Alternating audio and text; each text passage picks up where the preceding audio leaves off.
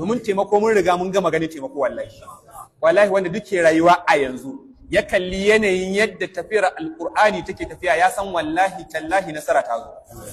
nasara ta zo ka kalli abubuwan da ke fita mana ka kalli irin karatuttuka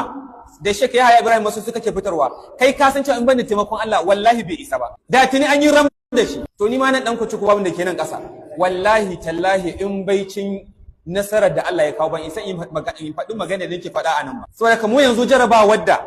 Allah zai jaraba mu insha Allah ta'ala muna ji a jikin mu ba jaraba bace ta ce wai mu zai a kama ma a daure a'a ba ita bace a mu jaraba mu shine Allah ya ba mu ikon jure ma caccakar masu caccaka da zunguran masu zungura mu namu ina ga insha Allah ta'ala dai zage ko wani abu ne shine kawai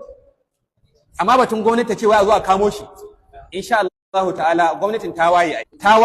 amma fa har gobe Allah na iya aikinsa kuma idan aikin Allah ya zo a kama muna cewa marhaba a shirye muke ni dai kuma a shirye nake duk abin da zai faru da ni akan tafakin alqur'ani na naka lokaci ne Allah ya kawo na tafiyar masu alqur'ani lokaci ne Allah ya kawo wanda da in an ganka ma cewa ake gaye can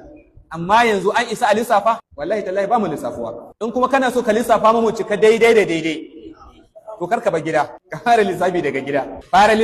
gida ka fara lissafa da madam ka fara sa ta lissafi in ma ba abin nan ba ka fara lissafi da tsohuwa baba inna ko baba